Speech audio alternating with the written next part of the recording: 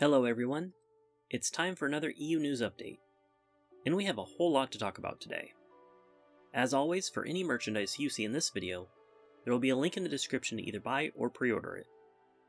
For anything you get off Amazon, be sure to go to smile.amazon.com to have a portion of what you spend, at no additional cost to you, go towards the Twin Suns Foundation, a charity dedicated to donating Star Wars books to schools and hospitals. Thank you. GameStop continues to be one of the greatest sources of new EU merchandise. As part of their Gaming Greats line, they've made Black Series figures and Funko Pops based on the Star Wars video games. Specifically from the game The Force Unleashed, they've already released some figures like the Imperial Senate Guard, the Stormtrooper Commander, and Shadow Trooper, as well as a Shadow Trooper Funko Pop. And now, Proxy is going to be released as a glow-in-the-dark Funko Pop Bobblehead. He looks very cool. And the fact that he glows in the dark is even cooler. I welcome all EU characters getting more representation in merchandise. And hopefully one day, we'll get Proxy and Galen Merrick as 6-inch Black Series figures too.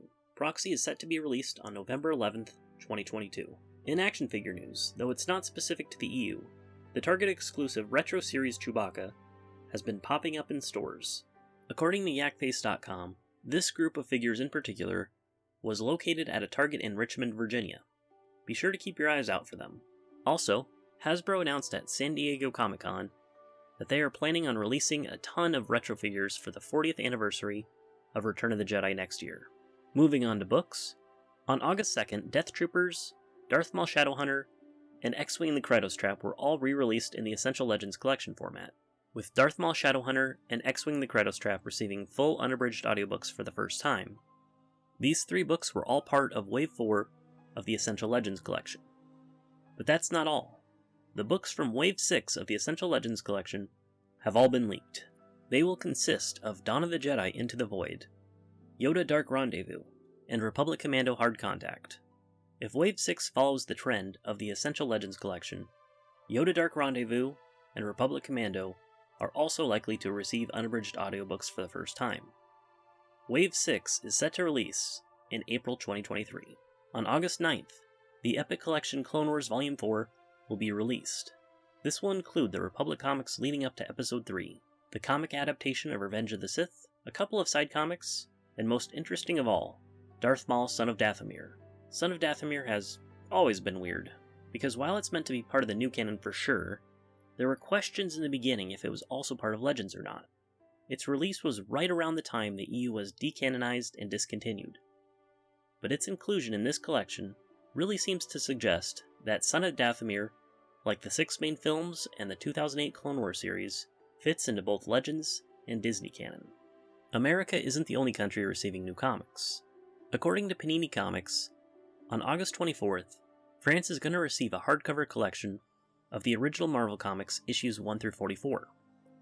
And a trade paperback of Empire Volume 2, which contains Dark Times issues 6 through 17, Dark Times Blue Harvest, and Dark Times Out of the Wilderness.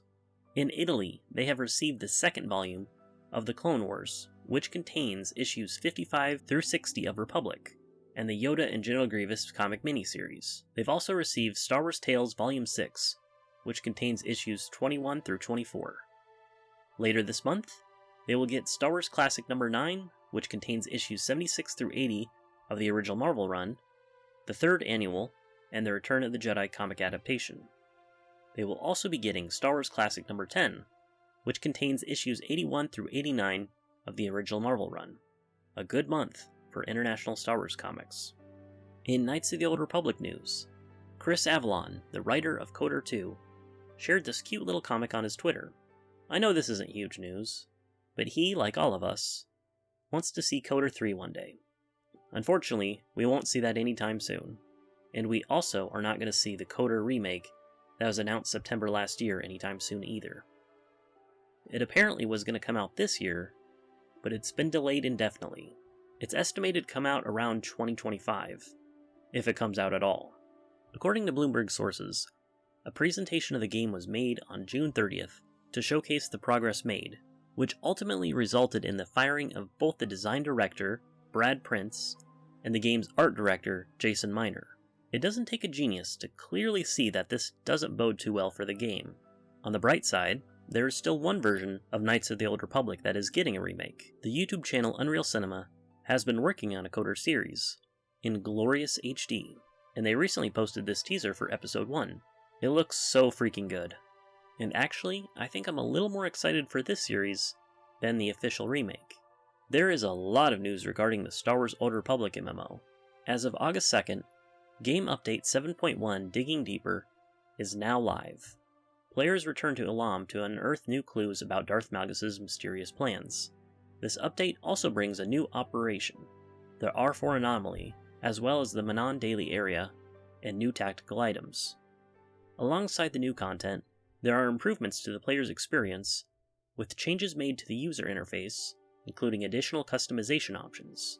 You can redeem the code LOTS Malgus on the main SWTOR website to receive a Darth Malgus Stronghold decoration.